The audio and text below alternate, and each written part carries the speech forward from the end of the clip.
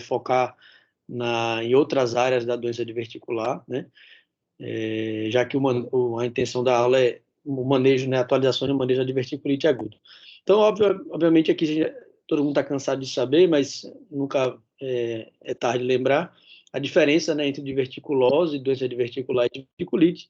A diverticulose é a simples presença do divertículo, né, não necessariamente sintomático, isso pode ser totalmente assintomático, isso é um achado de exame. Quando a gente fala em doença diverticular, é que essa diverticulose já se tornou sintomática, seja com constipação, seja com dor abdominal, com alguma dispepsia, enfim, alteração de hábito intestinal, distensão gasosa. E a diverticulite é a inflamação do divertículo, né? Então, basicamente, o que a gente vai focar é como eu falei, na diverticulite aguda, no manejo e nas atualizações sobre o tema. Só para a gente ter uma noção da frequência disso, óbvio, todo mundo sabe que é um tema bastante frequente, né? Bastante prevalente. Então, cerca de 10% da população ocidental acima dos 40 anos apresenta a diverticulose, né? Apresenta a diverticulose, e 70% da população mais idosa, acima dos 80, né? A gente sabe que o fator idade é muito importante, tem a presença dos divertículos.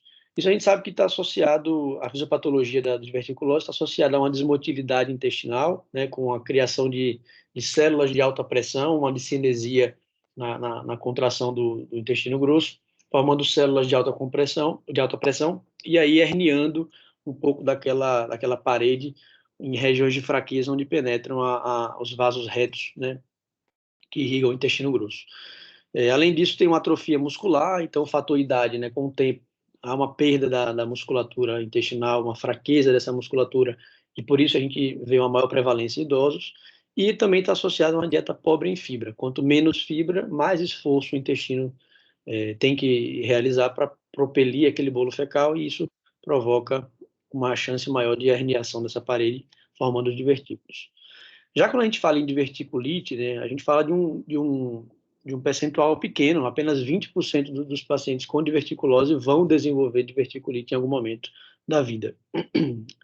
Também na fisiopatologia da diverticulite há a dieta pobre em fibra, então nos pacientes que já têm o divertículo, a dieta pobre em fibra também precipita a crise de diverticulite. Ainda na fisiopatologia da diverticulite há algumas teorias de alteração da microbiota, por isso se postulou um tempo em fazer probiótico como tratamento disso. Sabe-se que tem algum papel, mas ainda é um pouco incerto, não é nada muito definido. A fisiopatologia também da diverticulite beira em torno da obstrução do divertículo e, mais recentemente, se postula etiologias inflamatórias, não apenas a obstrução do divertículo com perfuração, microperfurações, provocando uma peridiverticulite, mas uma própria ativação de cascata inflamatória, sendo uma patologia mais eminentemente inflamatória, para depois haver uma perfuração. É a teoria mais atual. Então, dentro da diverticulite aguda, eu dividi a aula em duas partes, bem prático, mostrando o que é que permanece igual ao longo dos anos e o que é que tem de novidade, o que é que mudou aí no tratamento e no manejo. Bom, o que é que permanece igual? O quadro clínico, diverticulite geralmente é aquela dor no quadrante inferior esquerdo, associado ou não à febre, que era do estado geral, pode ter vômitos. Geralmente uma diverticulite não complicada com quadro leve, que é a mais frequente, chega assim no pronto-socorro, né? Uma dor mais persistente do lado esquerdo inferior do abdômen ou até em hipogastro. Quando o paciente tem um quadro séptico associado, ele pode ter uma diverticulite ainda não complicada, mas já com sinais e sintomas sistêmicos. Então, ele vai ter taquicardia, vai ter uma astenia mais importante, pode estar desidratado pelos vômitos. Laboratorialmente, tem uma leucocitose com desvio. Então, esse paciente merece um cuidado um pouquinho maior, mas ainda é um quadro de diverticulite localizada, não complicada. Quando o paciente tem um quadro de diverticulite complicada, geralmente uma perfuração em formação de abscesso ou uma perfuração com extravasamento de pus ou fezes no abdômen, e esse paciente tem um quadro séptico mais grave, evidentemente. E geralmente pode ser o RINT 1 ou 2, né, quando é apenas um abscesso, ou quando a gente fala em RINT 3 e 4, já é uma peritonite purulenta generalizada. Também não é novidade que a tomografia é o principal exame para diagnóstico da diverticulite aguda. Então, na suspeita clínica no pronto-socorro ou na própria internação, por algum motivo, o paciente pode evoluir com a diverticulite internado por outro motivo, mas desenvolver diverticulite aguda, o principal exame é a tomografia. Não se deve perder tempo fazendo ultrassom, fazendo raio-x de abdômen, a menos que, óbvio, não se saiba o diagnóstico. Mas se a suspeita clínica for de diverticulite, o principal exame que já deve ser feito em primeira instância é a tomografia. Mesmo que sem contraste, ela já dá para a gente grandes substratos. Normalmente a gente consegue ver os divertículos, né, na região do sigmoide, que é o local onde mais frequentemente ocorre a diverticulite, alguns sinais como espessamento da parede, um borramento de gordura nesse aspecto mais acinzentado da gordura pericólica, são os sinais mais frequentemente observados. E óbvio que a gente quer descartar na tomografia que não há uma perfuração, que não há pneumo peritônio, que não há líquido livre na cavidade. Tá? Então, a tomografia não só diagnostica, como também estadia e orienta o tratamento a ser realizado. O estadiamento, classicamente, a gente conhece essa classificação, né, de Hinchey, que ela vai de 1 a 4, onde Hinchey 1 já é um abscesso pericólico, né, tem uma diverticulite com abscesso pericólico. Hinchey 2 é um abscesso pélvico, um abscesso um pouco maior, localizado na pelve. Hinchey 3 é uma peritonite purulenta generalizada, e a gente geralmente vê líquido livre, né, periepático, periesplênico, e pode haver também pneumo peritônio. E Hinchey 4, quando essa peritonite já é fecal, e é um quadro mais grave. Bom, e o tratamento da crise, né? Normalmente, a gente sempre que vem a palavra diverticulite na cabeça, a gente imagina o uso de antibiótico para tratamento. Tá? A gente vai discutir algumas novidades que saíram do forno aí nos trabalhos mais recentes, mas normalmente a diverticulite não complicada e quadro leve, o antibiótico era prescrito. Tá? Atualmente está sendo questionado.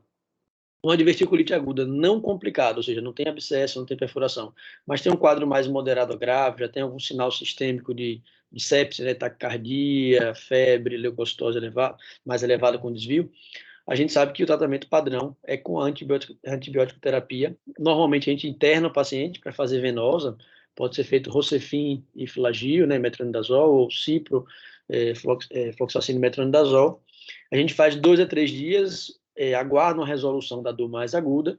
Esse paciente indo bem, a gente pode mandar para casa para complementar o tratamento com antibiótico oral por 7 a 10 dias. Lembrando que se for essa é a intenção, se um paciente que a gente imagina que vai para casa, é melhor usar o Cipro, que a gente pode manter por via oral. O ceftriaxone teria que ser intramuscular e é mais complicado. Além disso, é bem estabelecido que uma dieta sem resíduos deve ser mantida por 7 a 10 dias. Essa dieta sem resíduos, ela visa diminuir a pressão no cólon, e como a gente sabe que as diverticulites geralmente são associadas a microperfurações, a gente quer evitar que haja uma piora dessas perfurações, então a gente quer menos pressão na luz desse cólon. Então a dieta sem resíduos visa isso, ela pode ser pastosa sem resíduos ou líquida sem resíduos, mas geralmente a gente tira as fibras, né, e leite derivados desses pacientes. Na diverticulite complicada, Hinchey 1 e 2, ou seja, eu já tenho um abscesso formado, normalmente a gente indica a drenagem dos abscessos, né, maiores do que 3 centímetros de diâmetro. Abscessos pequenos, de até menores do que 3 centímetros, eles podem ser esterilizados, digamos assim, apenas com antibiótico terapia. Tá? Mas abscessos acima de 3 centímetros devem ser drenados.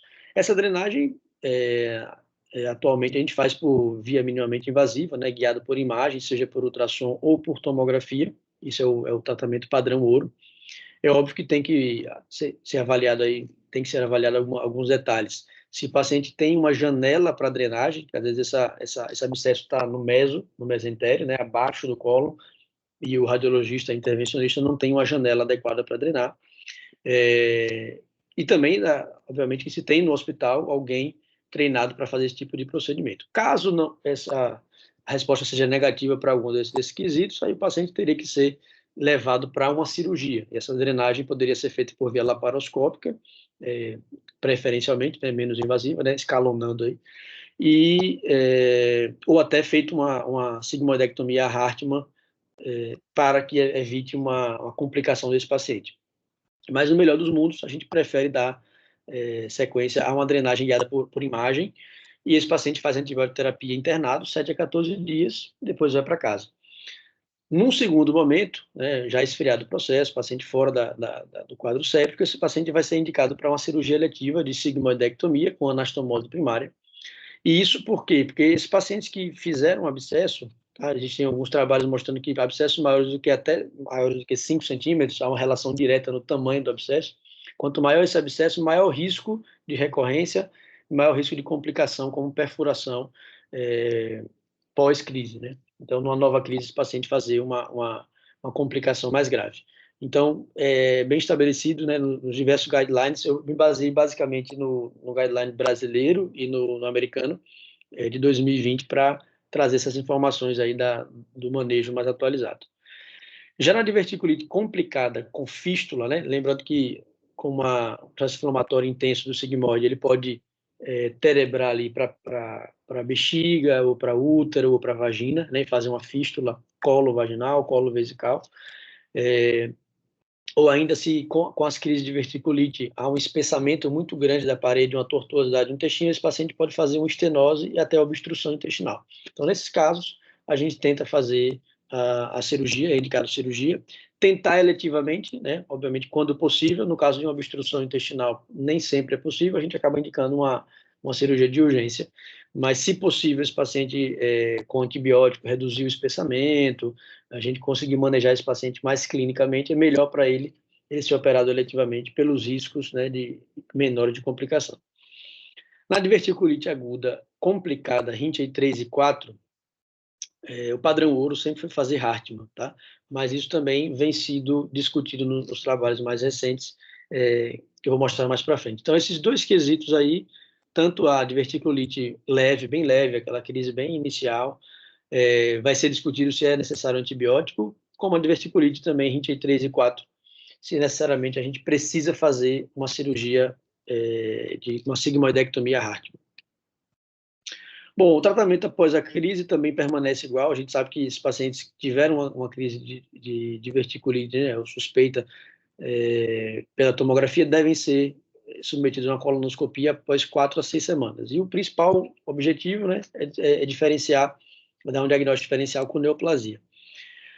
Ainda no tratamento após crise, avaliar a cirurgia eletiva em casos selecionados. Como mencionei, o paciente que teve uma diverticulite com abscesso e foi drenado percutâneo, ele vai ser indicado para uma cirurgia eletiva, mesmo que seja a primeira crise, né? Ou um paciente que fez uma obstrução intestinal, uma estenose, ou uma fístula, ele também teria indicação de cirurgia eletiva após a crise. Bom, e o que é que tem de novo na literatura? O que é que tem sido discutido e a gente traz de novidade aí no manejo da diverticulite? A primeira coisa é sobre a classificação. Eu mostrei nos slides anteriores aquela classificação de Rinchey, que vai de 1 até 4.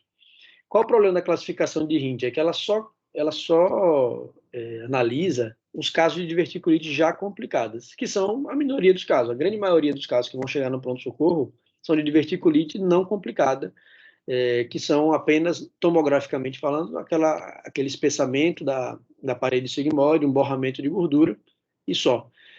Só que esses casos não eram contemplados na classificação de Rinchey e a gente não podia enriquecer, digamos assim, com essa classificação, esses casos que passavam despercebidos. Então, agora a gente classifica a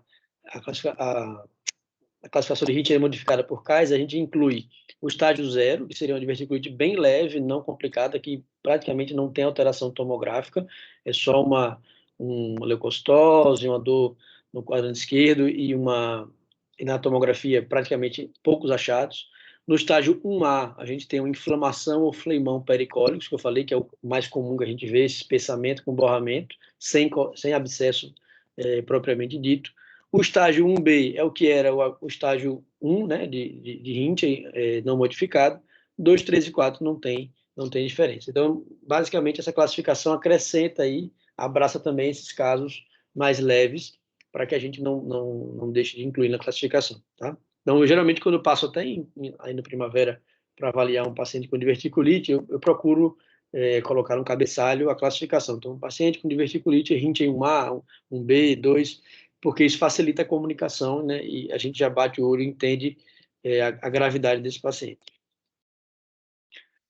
Quanto à prevenção de crise, né? Então, muito foi estudado se algumas medicações aqui, como a mesalazina ou a rifaximina, que é um antibiótico que acho que já tem aqui no Brasil, né? Eu lembro que o doutor Alex até falou para a gente aí no grupo que chegou no Brasil para alguma coisa da gastro, hepato, vocês usam, né? Mas não tinha, né? Antigamente não tinha muito. O pessoal tinha muito um estudo americano e se batia nessa tecla se tinha algum benefício de usar, por exemplo, o paciente tem uma crise de diverticulite, será que vale a pena usar rifaximina para que ele previna outras crises? E os diversos trabalhos aí, meta-análise e trials randomizados prospectivos, a maioria deles não confirma isso, tá? Então, nem a mesalazina, nem a rifaximina, nem probiótico também, previne a crise. O que é que eles ajudam? Eles ajudam na resolução dos sintomas após crise, porque não raramente alguns pacientes enfrentam uma sintomatologia persistente após a crise de diverticulite. Ele tem a crise ali com, né, leucostose, enfim, e os antibióticos, ele sai daquela crise mais aguda, mas ele persiste com a dor abdominal, com peso embaixo do ventre, e esses sintomas são aliviados por essas medicações, mas não é que ele vai prevenir uma crise propriamente dita, tá? Agora, o que é que previne confirmadamente as crises de diverticulite? Dieta rica em fibra, justamente por diminuir a pressão no cólon, a gente acaba tendo menos risco de microperfurações e um acúmulo fecal menor também dentro do interior dos divertículos.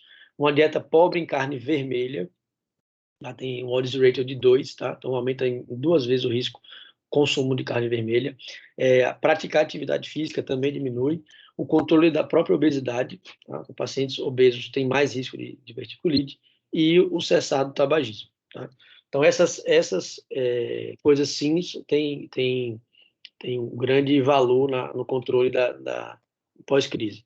Uma coisa muito comum também, isso aí já caiu por terra há muito tempo, mas eu acho que vale a pena a gente deixar registrado aqui na aula, é a questão de sementes, tá? Então, é muito comum vir paciente para mim que às vezes está com outro colega mais antigo, ou, enfim, com algum clínico geral, que fala que, ó, se você teve diverticulite ou se você tem doença diverticular, não pode comer sementes. Então, o paciente fala, doutor, eu tiro semente de tomate, tiro semente de tudo que você imaginar, até do kiwi eu tiro semente. E isso é mito, tá? Não tem nenhum respaldo científico. Todos os trabalhos já mostram aí, as coortes mais antigas aí, tem mais de 10 anos, já mostram que não tem nenhuma relação da semente com ter mais crise de diverticulite, tá? Então, o que a gente sabe é que as fibras sim previnem, e muitas dessas sementes aí, de linhaça, por exemplo, enfim, vão prevenir, na verdade, mais do que aumentar o risco. Bom, então, falando de coisa nova aí, na diverticulite leve, como eu falei, aquela diverticulite que o paciente foi lá com dor abdominal embaixo do ventre, paciente rígido dos seus 40 anos, sem muita repercussão sistêmica, uma leucocitose discreta de 12, 13 mil, esse paciente está bem, não está taquicárdio. Por muitos e muitos anos, todo mundo, ainda hoje, né, acho que quase todo mundo passa antibiótico para esse paciente. E aí começou a ser questionado isso. Em 2014, o primeiro trabalho foi esse de Chaba, que foi publicado no British Journal of Surgery, com mais de 600 pacientes avaliados. Foi um trial randomizado, e mostrando que, em relação à dor, persistência de dor, a curva térmica, evolução para perfuração ou abscesso, ou necessidade de cirurgia, tempo de internação ou recorrência, não houve diferença estatística entre os dois grupos, que usou ou não usou antibiótico para tratar essas crises, tá? Mais recentemente ainda, em 2017, o Dutch Trial também, com mais de 500 pacientes randomizados, foi um estudo prospectivo randomizado, que comparou com ou sem antibiótico o tratamento dessas crises. Não houve diferença estatística para a evolução para uma diverticulite complicada, recorrência ou necessidade de cirurgia, nem mortalidade. Pelo contrário, houve um tempo de internação menor no grupo sem antibiótico, que favoreceu ainda mais essa conduta. Então, o que se sabe hoje em dia é que o uso de antibiótico terapia ele pode ser dispensado nesses casos, tá? O que é que os guidelines orientam? É que, óbvio, a seleção desses pacientes tem que ser cuidadosa. O paciente tem comorbidade, é idoso, hipertenso, diabético, tabagista, esse paciente deve, até que prova contrário, usar antibiótico, justamente porque, em tese, ele pode ter um risco maior de evoluir para complicação séptica. Mas o paciente rígido, né, jovem, ele pode, sem medo, ir para casa apenas com sintomáticos, tá? Não tem necessidade, pode usar mesalazina como sintomático, não como tratamento em si da crise, mas como sintomático, analgésicos, né, anti-inflamatórios, esse paciente vai sair do quadro, segundo aí as evidências mais recentes. Confesso que eu nunca tentei fazer um tratamento de paciente meu, ou que chegou no pronto-socorro, que pediram a minha avaliação, sem antibiótico, tá? Todo mundo que eu tratei até hoje, sendo franco com vocês, eu nunca deixei de usar antibiótico, mas por um receio mesmo, e conversando entre colegas da Procto, a maioria das pessoas ainda tem esse receio. Então, a gente tem uma dificuldade de mudar condutas, né? Que foram historicamente muito aceitas. Então, dá um certo medinho de não passar antibiótico, mas a gente está respaldado na literatura. São trabalhos com nível de evidência alto, né? 1B, aí pelo menos. Então, dá para a gente já ir modernizando esse cuidado e diminuir resistência antibiótica, diminuir risco de colite membranosa pelo uso de antibiótico exacerbado, né? E não raras vezes esses pacientes ficam internados, às vezes no hospital, 3, 4 dias sem necessidade, né? Muitas vezes, isso já mudei, né? O paciente pede, os colegas pedem avaliação, o clínico, quando eu vou ver lá, tem 3 dias lá usando antibiótico, o paciente bem, sem dor, sem leucocitose, já podia estar em casa. Tá? Então, não precisa. Isso onera menos o sistema e libera leito para quem precisa, né? Outra coisa que mudou foi essa questão do tratamento eletivo, né? O que acontece? O que é que eu quero dizer com isso? O paciente que teve crise de diverticulite, antigamente, se ele teve 2 ou mais crises, né, a gente era mais agressivo, digamos assim. Se ele teve uma diverticulite de repetição, ou seja, 2 ou mais, ele já era um candidato à cirurgia de sigmoidectomia, a cirurgia eletiva, né, com anastomose primária. E o racional era que a gente tinha muito medo que esse paciente complicasse com novas crises, tanto enfim, crises recorrentes não complicadas ou com crises mais graves, né, com crises se postulava que cada vez que esse paciente tinha mais crise, ele tinha mais risco de evoluir para a perfuração, já que aquela porção do sigmoide ali ficava doente. Mas aí alguns trabalhos começaram a questionar isso. Aqui, esse trabalho de Hall, em 2011, mostrou que menos de 4% dos pacientes têm diverticulite recorrente complicada. Ou seja, 96% dos pacientes não fazem crises recorrentes. Além disso, mais de 85% nunca desenvolveram complicação grave após o primeiro episódio. Tá? Outros trabalhos mostram também que quando o paciente complica, né, mais de 60% dos pacientes que complicam com perfuração, o RINT 3 ou 4, eles fazem isso no primeiro evento de diverticulite. Então, não é porque ele teve um que ele vai ter o próximo mais grave. Então, essa ideia que a gente tinha estava errada, segundo as observações dos trabalhos aí. Esse outro trabalho interessante mostra que de 25 mil pacientes admitidos com diverticulite, apenas 17% dos mais de 55 anos apresentavam recorrência. Então, a grande maioria não tinham crises recorrentes.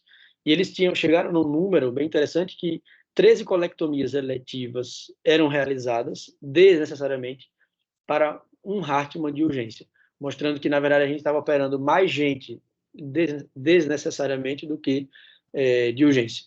Tá? Então, com esses dados mais atuais, a gente tende a esperar um pouco mais para operar esses pacientes. E qual o número que a gente seguia atualmente? Então, o trabalho mais recente mostrou o seguinte, que o risco de recorrência aumenta a cada nova crise. Então, na primeira crise do paciente, ele tem um risco de recorrência de 8%. Né? E quando ele tem 4 crises ou mais, esse risco de recorrência aumenta. Então, cada vez que ele tem uma crise, é uma escadinha. Então, 8% na primeira crise, ele tem chance de recorrer. Se ele teve 2 crises, essa chance vai para 16%, se eu não me engano. 3 crises, 25%. E aí, quando chega com 4 crises ou mais, 34%. Então, já que esses pacientes, quanto maior a frequência de crises, maior a chance de recorrência, a gente tende a esperar em torno de 4 crises. Se o paciente tem 4 ou mais crises, a gente já começa a falar em cirurgia. Óbvio, isso não é um número cabal, a gente tem que seguir 4 crises, tem que operar, mas a gente isso em consultório eu uso muito, a gente conversa com o paciente, você está tendo crise de repetição, não é a primeira. Quanto mais crises você tem, mais chance você tem a próxima, você não sabe quando vai ser pego de surpresa com a crise, você pode estar no Natal, você pode estar viajando, e aí isso é discutido caso a caso, né? E os guidelines mostram isso, que na atualidade a gente tem que individualizar o tratamento por paciente. Então, é discutir com o paciente o que é que ele prefere. Tem paciente que é mais prático e fala assim, eu prefiro operar. Tem paciente que é medroso e fala, mas tem risco de colostomia? Não, tem risco. Tá? Toda cirurgia tem risco de coloretal, tem risco de colostomia. Então, tem que ser pesado na balança, discutido com o paciente e compartilhar essa decisão junto com a equipe. Uma coisa interessante também que os dados mostraram mais atuais é que a cirurgia eletiva aumenta a qualidade de vida em pacientes muito sintomáticos, né? Lembra que eu falei que alguns pacientes que têm uma crise de diverticulite, eles tratam a crise, mas eles permanecem sintomáticos, às vezes, um ano com dor. É o que a gente fala de uma crise de diverticulite persistente. Ele não resolveu totalmente aquela crise. Então, cerca de 38% dos pacientes têm esses sintomas persistentes por mais de um ano após a crise. Uma paciente recente que eu operei, eu acho que ela tinha um quadro mais ou menos semelhante a esse, que foi a mãe até de Silas, que trabalhei no hospital, na primavera. Ela vinha com crises, assim, a cada 15 dias ela fala, doutor, tô com muita dor de novo. Eu falei, mas não é possível, tá com crise de vesícula de novo, ela internava, fazia antibiótico. Eu cheguei a fazer a coluna dela, tinha drenagem purulenta, mas eu acho que ela, na verdade, tinha esse quadro aí que não resolvia. E a gente levou ela para cirurgia, eletivamente, né? Ela tinha tido já 5 crises ou mais, e depois da cirurgia ela permanece bem, sem esse desconforto mais da diverticulite ou da doença diverticular com persistente, né? Com sintoma persistente. Outra coisa é que a cirurgia eletiva não a cirurgia eletiva após a primeira crise não é mais recomendada. Tá? Antigamente, em paciente jovem, né, paciente abaixo dos 40 anos, se postulava que, como esse paciente ia ter muito tempo pela frente e poderia ter uma crise mais grave, uma chance de uma crise mais grave, esses pacientes deveriam ser operados. Né? O paciente que era menor de 40 anos deveriam ser operados. Hoje em dia, a gente sabe que não é necessário mais, não tem nenhum respaldo na literatura isso. Esses pacientes devem ser tratados como um paciente como outro qualquer. Tá? Então, em resumo, a retossigmoidectomia eletiva, né, deve ser postergada para após o quarto episódio de diverticulite ou em pacientes com sintomas persistentes, né, deve ser discutido com o paciente, pesado na balança, se esse paciente, por uma intenção de melhorar a qualidade de vida, né, os trabalhos mostram isso, não necessariamente para diminuir recorrência, mas mais para o paciente ter qualidade de vida, esse é o enfoque, que esses pacientes sejam operados. Tá? Outro conceito importante surgiu aí em 2008 sobre a diverticulite Rinchey 3, tá? Saiu um pouquinho esse desconfigurado, esse verdinho, mas dá para explicar para vocês. O que acontece? Em 2008, teve um trabalho aí, foi holandês, que saiu no New England, e que questionou o seguinte: se o paciente tinha uma peritonite purulenta generalizada, o Rinchey 3, em vez de fazer uma sigmoidectomia Hartmann, que é uma cirurgia mais mórbida, né, mais demorada, e às vezes você faz na madrugada, sem equipe treinada, sem enfim, uma equipe que compõe a sala cirúrgica, né, de rotina, quem está ali na hora do plantão, e às vezes inexperiente, foi postulado o seguinte: em vez de fazer a retossigmoidectomia, esses pacientes eram levados para uma simples laparoscopia com lavagem da cavidade, era lavado com cerca de 5 litros de soro fisiológico, e se houvesse alguma perfuração visível, ela era rafiada, e se não fosse encontrada sem problema, esse paciente era apenas drenado. Então, era lavar a cavidade e drenar, colocar um dreninho ali na região do sigmoide. E a primeira experiência foi publicada em 2008, com 100 pacientes, e comparado os dois grupos, apenas 2% dos pacientes foram readmitidos por recorrência, e não houve diferença no desfecho até 12 meses desses 100 pacientes. Ou seja, o grupo que foi apenas lavado por laparoscopia, em comparação com o que foi submetido à retossigmoidectomia Hartmann, não complicou mais no pós-operatório, nem recorreu mais. Tá? Esse foi o primeiro trabalho. Aí, depois disso, segue aí o Lola Trial, que está aqui atrás, não dá para ver direito, mas foi um trial randomizado, já um desenho de mais peso científico, né, em 2014, e mostrou um alto índice de reoperação no grupo que era apenas feito lavagem de cavidade. Então, ele já teve um resultado diferente mostrando que recorria mais, os pacientes eram mais reoperados e complicavam mais no grupo que tinha lavagem, apenas lavagem de cavidade com drenagem. Em 2016, uma meta-análise publicada mostrou novamente que não havia diferença em relação à mortalidade entre lavagem ou sigmoidectomia. Então, a literatura é um pouco controversa quanto à melhor conduta para RINT 3, mas as diretrizes, os guidelines, principalmente o americano, diz que a conduta de lavar apenas a cavidade e drenar deve ser de exceção. Por exemplo, é um paciente que está muito grave, é idoso, não tolera muito tempo de anestesia, ou realmente você está com a equipe muito reduzida e fazer uma cirurgia ali, uma sigmoidectomia, seria, em tese, mais prejudicial para o paciente, aí valeria a pena lançar a mão da lavagem de cavidade com drenagem. Mas, até que prova o contrário, a melhor conduta ainda no RINT-A3, mesmo com essa ideia que surgiu em 2008, ainda é a sigmoidectomia, a Hartmann de urgência, tá? Bom, e aí alguns conceitos dentro aí dos guidelines, a gente vai reforçar só, não é novidade para ninguém que a cirurgia minimamente invasiva sempre é a melhor escolha, né? A cirurgia evoluiu muito com a tecnologia, né? Puxando a sardinha para o nosso lado, a gente fez o curso agora justamente de cirurgia minimamente invasiva, porque a laparoscopia e agora a cirurgia robótica, elas trazem avanços, né, no cuidado do paciente. É indiscutível que a gente olha para uma cavidade como essa, cheia de afastadores, com alças expostas, a gente tem uma recuperação muito mais lentificada do que um paciente que foi operado por videolaparoscopia ou por robótica, que a gente tem pequenas incisões, né, com menos dor no pós-operatório, alta mais precoce, a gente tem uma casuística nossa, a gente tem mais de 60 pacientes que eu catalogo, operados, geralmente a alta em 2 a 3 dias, está em 2,7 dias a média de internação, menos íleo adinâmico, então isso também favorece uma alta mais precoce, menos complicações pós-operatórias, como hérnias incisionais, eventrações, coleções, sangramentos, tá? E sem contar com o efeito cosmético, que a gente não deve deixar de mencionar também. E, às vezes, uma dúvida que algumas pessoas têm é se a cirurgia minimamente invasiva ela pode ser indicada na urgência para uma cirurgia desse porte. E a resposta é sim, tá? A gente faz isso com uma certa frequência aí na primavera. A cirurgia laparoscópica, no caso da diverticulite complicada, seja ela RINT 3 ou 4. Óbvio, existe um risco de conversão? Existe, tá? O guideline americano fala que alguns trabalhos já mostram um risco de conversão menor quando a cirurgia é feita por via robótica, nesse caso de urgência, mas a gente sabe que tanto a robótica como a laparoscópica, o risco que corre é ter que converter porque a cirurgia está trabalhosa, está muito aderida, ou está difícil, né, tecnicamente. Mas não é nenhum demérito, se não for possível, a gente tenta fazer por via minimamente invasiva. No caso que for possível, isso beneficia o paciente. Quando não for possível, esse paciente vai ser submetido a uma conversão para uma cirurgia convencional, sem nenhum demérito por isso.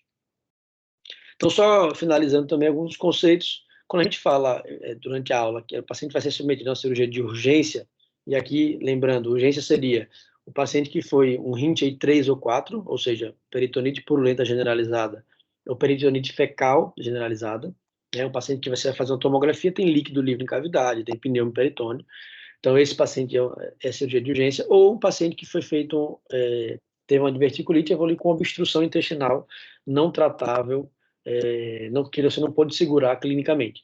Então, esses três casos, eles vão direto para a cirurgia de urgência, que é o quê? É uma sigmoidectomia Hartmann. A gente secciona o reto nessa altura, né, na transição reto-sigmoide.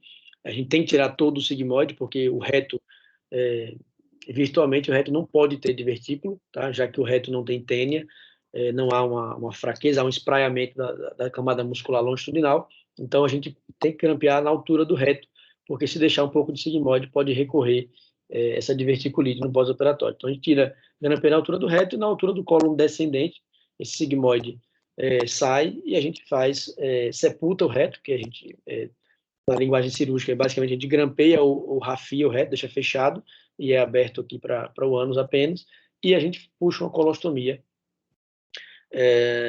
terminal nesse paciente, e no segundo momento esse paciente vai ser reconstruído. Isso é a cirurgia de Hartmann ou a sigmoidectomia Hartmann.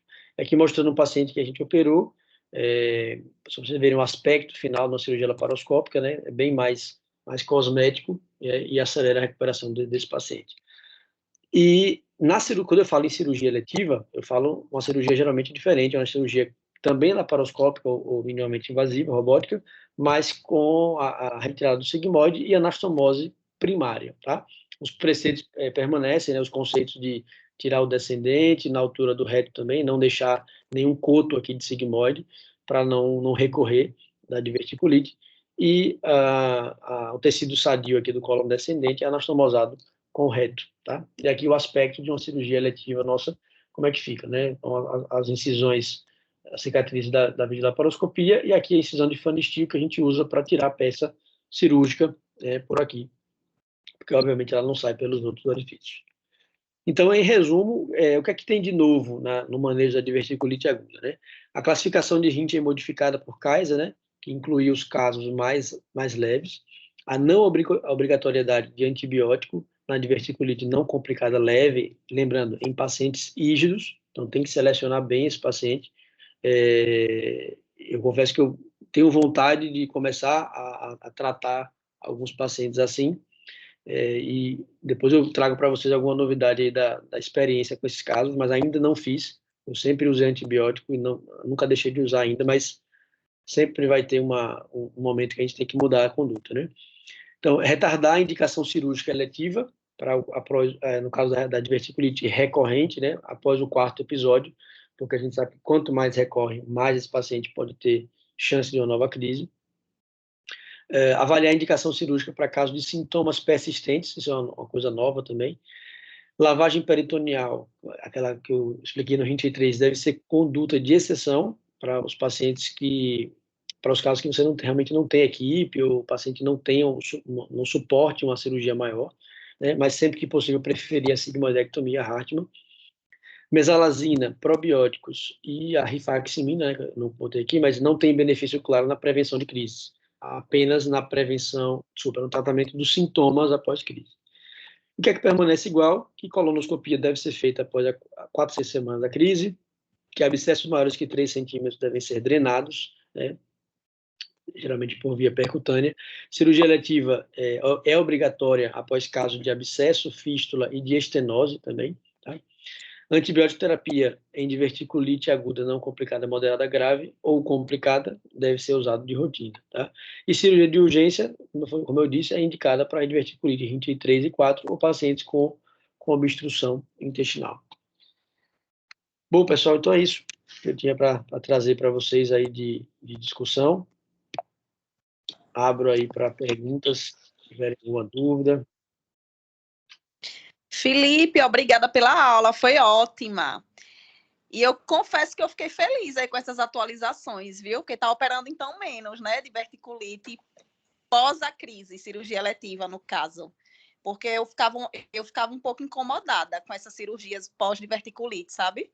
E aí, pelas atualizações que você falou, tá operando menos, né? Jovem mais com diverticulite não é mais recomendado, né?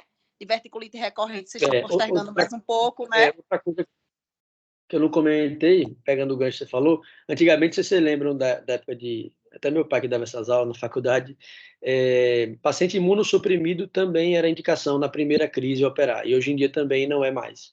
Eu não botei isso na aula, mas Entendi. Também não é mais indicação absoluta. Então, esses pacientes devem ser individualizados, né, e serem discutir, né, com o paciente caso a caso. Mas realmente a gente tem operado cada vez menos esses pacientes, tem sido também menos agressivo no uso de antibiótico, né? Muita coisa modernizou. Agora, nos pacientes que operam, Michelona, puxando a sardinha para o meu lado, né? Uma coisa interessante é o seguinte, a cirurgia de diverticulite, para diverticulite, ela é muito mais tranquila pós do que para câncer. Porque como eu não preciso fazer a linfadenectomia, e para fazer a linfadenectomia eu tenho que desvascularizar muito o cólon, porque eu faço uma ligadura da mesentérica, artéria mesentérica inferior. Isso é um detalhe técnico de cirurgião, tá? Mas quando eu faço uma cirurgia para diverticulite, eu não preciso fazer a ligadura da mesentérica inferior. Eu posso fazer a ligadura das artérias apenas sigmoidianas. E isso diminui muito a complicação pós-operatória. Então, assim, diminui fístula, diminui complicação infecciosa. O pós-operatório é outro, tá? Mas, óbvio, não é por isso que a gente vai sair indicando para quem teve uma crise. Então, eu sou bem acadêmico quanto a isso no consultório. Tento realmente ser mais condescendente, espera mais, converso com o paciente que, por mais que a cirurgia tenha evoluído e a gente tem uma recuperação boa, que tem seus riscos, né? Vira e mexe, a gente tem um paciente que faz deiscência, tem que usar colostomia temporária, vai ter que ser reabordado. Não é uma cirurgia sem riscos, não. Mas tem essas nuances aí em relação a câncer / diverticulite, né? Felipe, eu tenho 2 dúvidas rápidas, assim. Na diverticulite complicada, não entendi bem, assim, e não entendi muito bem. Na diverticulite complicada, mesmo sendo Rinchey 1, tem indicação de fazer cirurgia eletiva após a crise nas Sim. atualizações? Sim, tem mesmo indicação. Sendo 1. Mesmo sendo 1. Só lembrando, a atualização da classificação, né, ela entrou o 1A, que 1A, na verdade, né, em tese não é abscesso, mas é só aquele fleimão, aquele espessamento da parede do cólon. Nesse caso, não tem indicação. A indicação, em resumo, é se tiver abscesso ou perfuração, né, seja ela purulenta ou fecaloide, mas aí você tem indicação de cirurgia para esse cólon tem que ser removido, entendeu? Porque se entende que na estatística, né, esses pacientes complicam mais. Se você não tira o cólon, eles vão perfurar mais para frente, vão fazer Rinchey 3, se era Rinchey 1, vai fazer Rinchey 3 depois, ou vão ficar recorrendo, entendeu? Então, nesses casos, mantém a indicação, isso não mudou. Esses pacientes têm que ser operados. E a outra dúvida rápida é que na cirurgia de urgência da diverticulite, não obrigatoriamente vai fazer uma colostomia. Pode fazer anastomose primária. Ou não? Vamos lá. Desculpa, eu acabei lendo uma pergunta aqui que mandaram no chat. Na cirurgia de urgência, obrigatoriamente tem que fazer a colostomia, a bolsa de colostomia, ou já dá para fazer anastomose primária? Boa pergunta. Dá para fazer anastomose primária, tá? Isso é tema também de discussão. Tem 2 trabalhos recentes, que é o Diabolo e o de Lala, da Laila, que são 2 trabalhos que falaram sobre diverticulite, com abordagem diferente. Então, assim, no Rinchey 3 e 4, ou seja, peritonite já generalizada, o que é que eles fizeram? Eles fizeram a rete sigmoidea, anastomosaram primário, mas fizeram uma ileostomia de proteção. Tá? Então, assim, esse paciente vai sair com alguma ostomia, mas é bem diferente. Do ponto de vista cirúrgico, só para vocês entenderem, quando eu faço uma colostomia terminal, a Hartmann, a reversão dessa colostomia é bem complicada, assim, é uma cirurgia longa, de 3, 4 horas de duração. Quando eu faço uma ileostomia de proteção, ela é só uma ileostomia, como o nome diz, de proteção, ou seja, ela só vai desviar o trânsito temporariamente em alça, você puxa o delgado em alça para a parede, e para que o conteúdo fecal não passe naquela anastomose, que em tese é de risco, porque está contaminada a cavidade. E aí, no segundo momento, fechar essa ileostomia é uma cirurgia de 1 hora, com bem menos risco, entendeu? Que você não precisa nem abrir a cavidade. Você, pela pele da ostomia, você emenda faz a rafia disso e bota para dentro da cavidade. Então, isso é um avanço. Então, você pode fazer, sim, uma rete sigmoidectomia com anastomose, mas os estudos mostram que é interessante fazer um desvio temporário, pelo menos com ileostomia, tá? Joia, obrigada, Felipe. Nada. Sim, deixa eu ver, tinha uma pergunta aqui no chat, acho que foi Joyce, deixa eu ver o que ela responde, o que ela falou aqui. Não estou conseguindo abrir, você consegue ver, Michelona, a pergunta dela? Consigo, ele colocou assim, Felipe, parabéns pela aula. Queria tirar uma dúvida, vocês usam a classificação DICA, acho que é DICA, que pontua o risco do paciente de diverticulite aguda severa, para avaliar uma cirurgia mais precoce após uma crise de diverticulite? Tá, normalmente não. Eu acho que essa classificação que você está falando é aquela classificação que é um tipo score, né? Que acho que vê PCR, vê leucocitose, enfim, são 3 parâmetros. Eu confesso que não uso isso, não uso realmente. É mais uma avaliação caso a caso, tá?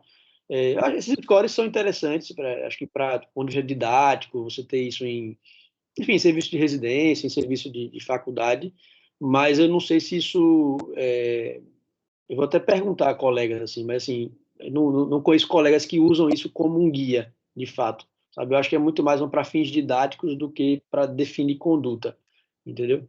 Até porque, como eu falei, assim, essa avaliação é individualizada. Você vai ver se o paciente for jovem e teve esse quadro mais grave, não pelo dia que eu vou operar ele, entendeu? Agora, se for um paciente idoso e teve um quadro mais grave, em tese eu poderia operá-lo, mas eu vou pensar na balança se esse risco-benefício de submeter esse idoso a uma cirurgia de grande porte vale a pena. Então, acho que a gente acaba individualizando mesmo. Não acho que eu não uso, né? Opinião pessoal, mas também não conheço colegas que usam a classificação para definir conduta. Acho que respondi, né? Eu posso falar? Pode. Eu tenho duas observações. Uma em relação à questão do antibiótico, que você falou que os estudos atuais, 2014, 2017, um estudo holandês e outro que, né, foram publicados no British, que mostram que você pode não usar antibiótico em pacientes específicos, né, muito bem selecionados, pacientes jovens e tal. O objetivo dessa reunião nossa é justamente isso, para a gente ver as atualidades, né? E essas atualidades baseadas em ciência. E isso é uma ciência que você mostrou numa revista boa de serviços grandes, com 500, 600 pacientes, que mostram que você pode usar um antibiótico, ou pode não usar um antibiótico. Não usar. Então, eu acredito que a gente precisa incorporar, viu, Felipe? Se isso é a rotina, isso foi, e não é da agora, né? 2017, 2014, Sim. 2017, quer dizer, não é uma coisa de 2021. Então, eu acho que você tem respaldo científico para dizer, e é isso que vai diferenciar a nossa conduta como grupo, como profissional, como equipe, e é justamente isso, é estudar, saber o que é que tem de novo e adotar. Então, tem algumas coisas em hepatologia, o pessoal, mas você tem coragem? Tenho. Não Tá prova. respaldado. Me dá respaldo, acabou, eu tiro. Tem que ter consciência. Então, eu sugiro que você adote. Adote isso até para você iniciar um novo processo e o grupo sair na frente, né? Você tem um respaldo, você colocou muito claramente. Óbvio que existe a questão pessoal, quer dizer, eu tenho medo, medinho, mas não pode ter medinho. Isso é científico. É científico. Então, eu sugiro que você adote isso aí. A segunda coisa é em relação aos abscessos. Você falou que... Qual é a frequência de abscessos que necessitam serem drenados percutaneamente? Isso é muito frequente, não? Das diverticulites, se eu não me engano, são 20%. 20% de abscesso. Na sua experiência aí no Primavera, você já pediu para drenar percutâneo Já, algum? já pedi. Algumas vezes. Na época, quem fez para mim foi até Carlão, que drenou. Então, assim, é Carlão só das você saber. A gente faz isso, né? Sim. Nosso grupo eu, Tizar, a gente faz. Então, quando tiver esses casos, acione a gastro para saber. Porque, assim, se for por ultrassom, nós fazemos tudo. Se o ultrassom vê, a gente consegue colocar o catéter. Sim. E existem uns catéteres, uns catéteres que a gente coloca com a punção única, em vez de colocar, tirar, dilatar, nada disso. Vai com a punção única, que é assim que a gente faz a drenagem de abscesso. Então, abscesso hepático, abscesso pancreático, abscesso de cólon, desde que seja acessível por ultrassom. Agora, se não for assim, e é muito mais fácil você fazer a drenagem com ultrassom, às vezes claro que no Primavera a gente não vai fazer, a gente faz na beira do leito. Né? Não é nem necessidade. Claro que no Primavera a gente vai levar para o centro cirúrgico, mas dá para fazer tranquilamente. A HU a gente faz isso de rotina. Então, quando tiver esses casos, lembre da gente também. Até para Bom, estimular o não, grupo, bom né? saber. Até Eu para confesso, estimular o é bom grupo. saber essas coisas, porque eu achei que o senhor não fazia. Vocês faziam só a parte hepática mesmo. Então, é bom Não, saber. Porque, assim, vira e faz tudo. mexe. Se tiver acesso via ultrassom, colocar um catéter lá dentro não tem nada de complicado, sabe? E estimula Sim, a gente, estimula para que o claro. grupo cresça nessa linha também, né? Não só de fígado especificamente, mas na parte de... Agora, muitas vezes a gente não consegue o acesso via ultrassom. Aí tem que fazer por tomografia. Aí não. Aí tem que ser na radiologia mesmo. Com o doutor Murita. Mas a maioria desses abscessos de diverticulite, por incrível que pareça, os últimos que eu vi, os últimos, sei lá, 5, 10, eram todos anteriores. Era pélvico, entre o colo e bexiga, então você tem que, obviamente, vai diferenciar o que é bexiga e o que é colo, mas eles tinham janela anterior, né, pré-púbica ali. Então, normalmente, essa é a topografia principal ali dele, né? O 21 ou 2, ele é passivo de drenagem. E assim, é a melhor conduta. Drena esse paciente e ele vai para casa, esfria o processo e a gente opera eletivo. Porque já aconteceu de ter falha. Ele não consegui drenar, tal. Às vezes até por inexperiência de um caso que não é a praia, enfim, de um cara que está drenando essa região. E aí o paciente teve que ser um Hartmann, foi operado até por uma... Não foi a equipe nossa, foi a equipe da Onco. E, enfim, aí ele operou, teve que fazer um Hartmann. Então, assim, sai com colostomia, um paciente que poderia ter saído sem colostomia em momento algum, né? Com a drenagem percutânea. Então, essa drenagem acrescenta demais para a gente. Então, lembre da gente, era só essa observação. E excelente, você tem um perfil de professor muito bom, deveria estar na academia. Eu já lhe chamei 20 mil vezes, você que não quer. Mas o convite está feito. Eu gosto. Sua aula foi muito clara, é muito fácil de entender. Parabéns. Valeu, professor. Obrigado aí pelo elogio. Gosto muito da área acadêmica, mas aí realmente eu tenho tido pouco tempo para me dedicar. Fui pegando muita coisa, abracei muita coisa, que é difícil soltar hoje. Mas quem sabe um dia eu não volte para lá. Alguém tem mais alguma dúvida, gente? Boa noite, Felipe. Boa. Tá ouvindo, né? Em relação a essa questão desse score que Joyce falou, né? O DICA, eu já vi também em congresso, mas nunca usei, até acho interessante, que ele leva em conta essa questão do número de divertículos, se tem sinais inflamatórios, a gente vê às vezes, né? Aquela hiperemia ali, divertículos, tem rigidez. Aí, assim, por mais que a gente não use o score, você considera, principalmente rigidez, que eu vejo que às vezes vocês descrevem mais do que a gente, que é clínico, nas colunas, vocês levam isso muito em conta, né? Como risco de recidiva, né? De recorrência. Se tem rigidez.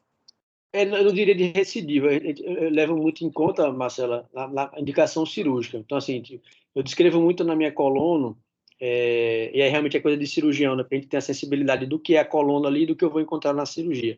Se tem muita espasticidade e tortuosidade nesse colo. Então, é aquele colo meio pesado para você passar na região sigmoidiana. Não tem uma estenose, às vezes, específica, mas você tem aquela rigidez realmente na hora de passar.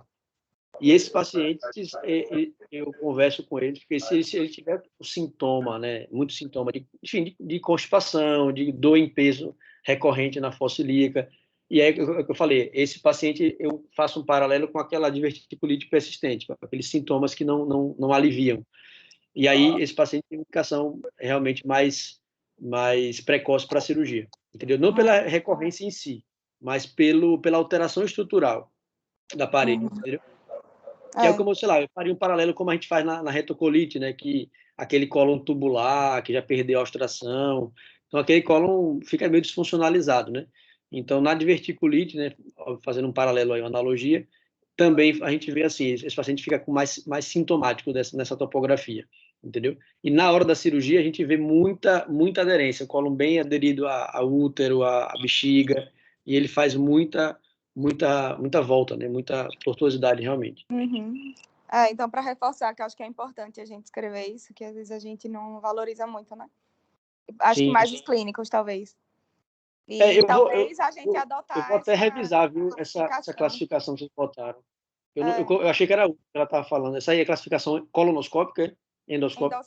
Colonoscópica. Leva em conta o número. Eu até fui rever, que eu também não estava lembrado, não, mas leva em conta se é cólon direito, esquerdo, o número de divertículos, se tem hiperemia, essas coisas. Se tem rigidez. Coloque no grupo, porque eu confesso que essa classificação eu não conheço, não uso, não.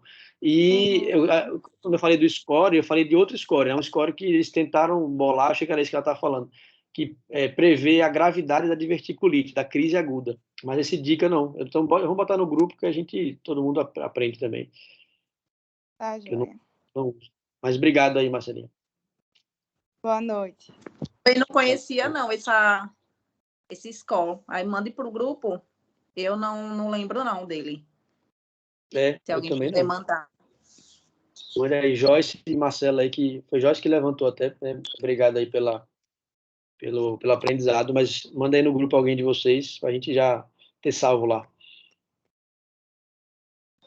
Já eu vou mandar, Mas- porque eu tinha visto realmente num congresso, e aí eu fui até dar uma olhada, né? É como a Marcela falou, envolve essa questão do número de divertículos, se é mais em colo direito ou esquerda, aí a gente pontua, né? Se aquela da diverticulite aguda tem chance de ser mais severa, entendeu?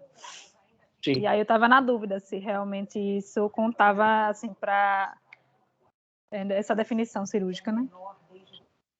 Não uso, mas talvez também por ter desconhecido. Então vamos aprender. Joia. Mais alguém com dúvida, pessoal? Não? Que já deu tempo aqui, né? Felipe, mais uma vez, obrigada. Viu? Mais uma vez, que você está sempre disponível, ajudando a gente aqui. E a aula foi sensacional. Foi bem útil. Até a próxima, Valeu, que eu ainda vou enjoar um pouquinho mais. Estamos juntos. Precisando, é um prazer. Viu? Tá, joia. Um abraço a Boa todos. noite. Boa. Tchau, tchau.